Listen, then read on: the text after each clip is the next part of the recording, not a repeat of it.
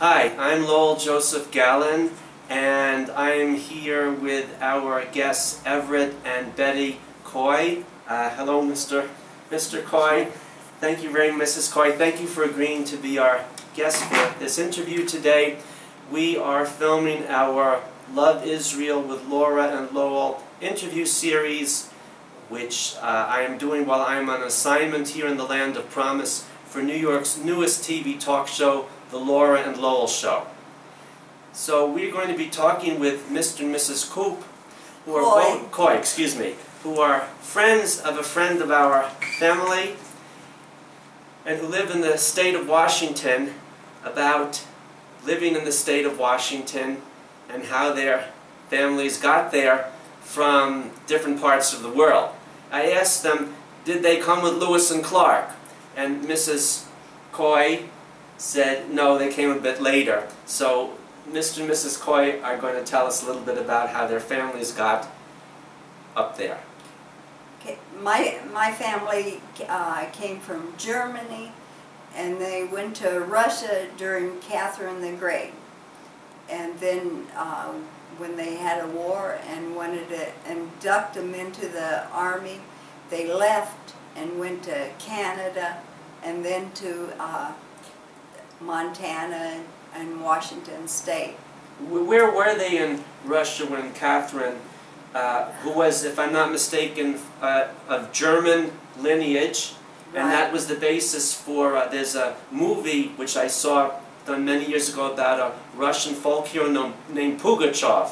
And Pugachev leads a rebellion against Catherine, and she sends her best general, Suvorov, who finally beats him. And in the movie at the end there's a confrontation between Pugachev and Catherine, and he points out, I'm a real Russian, who are you, honey? You're from Germany. But he lost, she won. And where were your family located when they escaped induction to go all the way to through Alaska, I presume, to Canada, to Washington State? I'm not exactly, I don't remember exactly, but Catherine the Great invited the Germans to come over and show the Russians how to farm. The Germans were very good farmers. And then when they finally settled in Washington State, we still have a lot of Germans in Washington State, in the wheat land, like Odessa. And anyway, that's just a little bit of history. Anyway, we're very happy to live in Washington State. We have a very good life. I have 3 sons, and they all have a little bit of land, and they're all doing very well. And all 3 of them are married, and I have grandchildren and great-grandchildren. So, but we're pretty busy in our retirement life. We have a very good life. We live on 70 acres, and my husband, we rent it out, but he has a big garden, and then we have hobbies.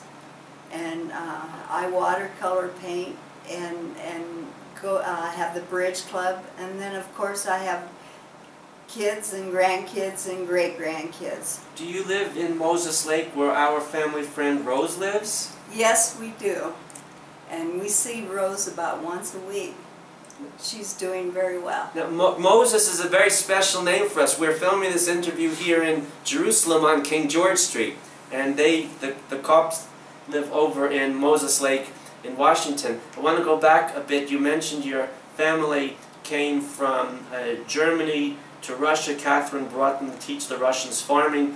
They would be called Volksdeutsche, ethnic Germans, and so your family must be in the state of Washington 150 years already. Catherine was at the end of the 18th century. Yes, my mother's first language was German. She didn't learn English until she went to school. And her name was Dam. Her maiden name was Dam.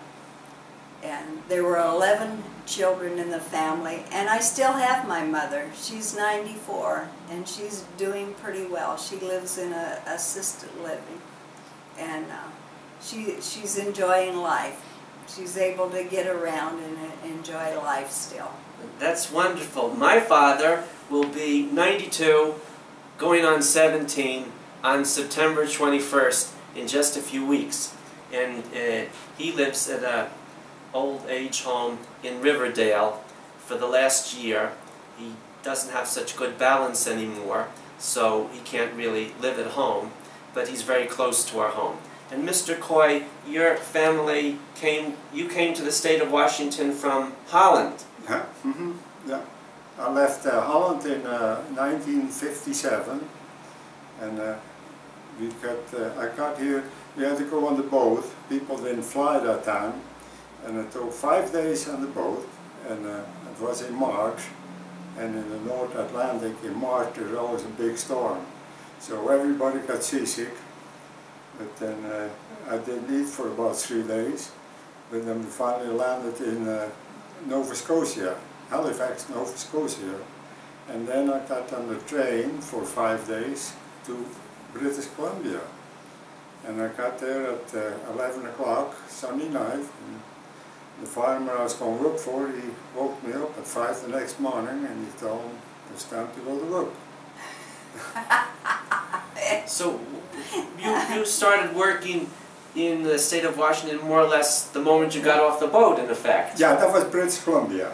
That was in Canada. I went to Canada first, and we spent 5 years in Canada, and we were working around there in different cattle ranches and sawmills.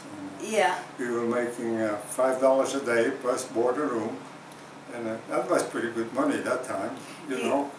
And after 5 years, we decided we go to the United States because we want to start farming on our own. And the kind of farming we do in Canada is mostly big wheat farming and big cattle ranches, and we are more used to small farming. So that's why we ended up in Moses Lake, Washington. He's talking about him and his twin brother, Bert. Yeah, I left Holland in '57, and my twin brother came over in '59, and then I went back to Holland for 1 year. I didn't like it, so I went back to Canada again. And in Moses Lake, most of the people are farmers? Yeah, there's Moses Lake is on the east side of the mountains, and it is kind of a desert. But we get a lot of irrigation water from the Columbia River. We got a big dam in the river there, the Evert Kooy Dam. We built that during the Depression. And we get a lot of irrigation water and electricity from there. Have you been coming to Israel for a long time? I mean, we're here in your apartment on King George Street. Do you visit Israel often then? No, I visited Israel 3 years ago. We stayed in Eilat for a couple of weeks, and this is the second time we'll be here in Israel. It's your second visit. But I really like it here. We see a lot. We go on the tour buses, and we went